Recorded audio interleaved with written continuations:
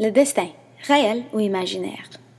Partout dans la pièce que nous avons étudiée, les thèmes du destin et du libre arbitre ont été explorés.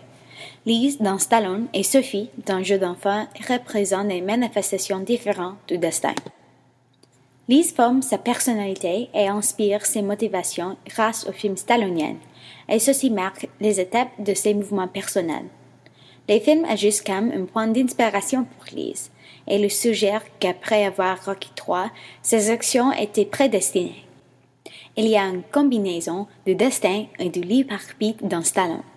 Quand elle a vu Rocky III et écouté l'auditique, les actions de sa vie se précipitent. C'est à ce moment qu'elle décide de sa carrière.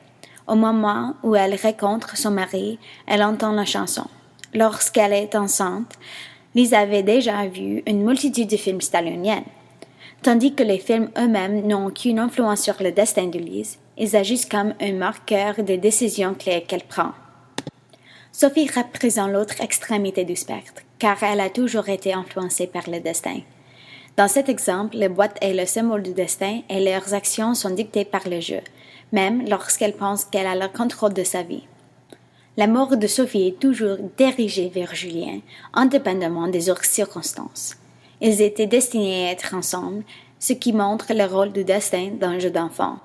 Sophie et Julien sont des âmes sœurs, et cet exemple de grand amour solidifie le manque de volonté de Sophie. Julien dit que, quand elle me prend dans ses bras, elle me parle tout bas, je vis la vie en rose. Elle me dit des mots d'amour, des mots de tous les jours, et ça me fait quelque chose.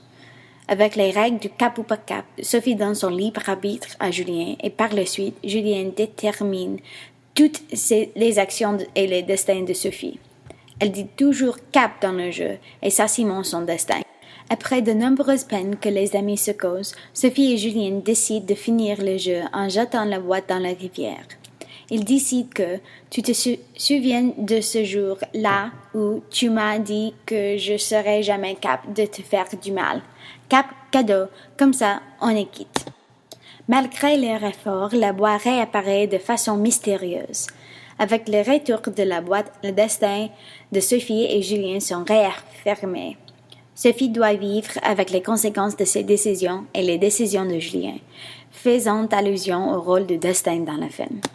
À travers les deux narrations, les idées de destin et de libre arbitre sont explorées, arrivant à deux conclusions très différentes. Dans Stallone, Lise a le libre arbitre parce qu'elle décide toutes ses actions sans influence extérieure. Dans le film, par contraste, Sophie n'a pas de libre arbitre, c'est plutôt la boîte qui est le catalyseur du destin et des actions de Sophie.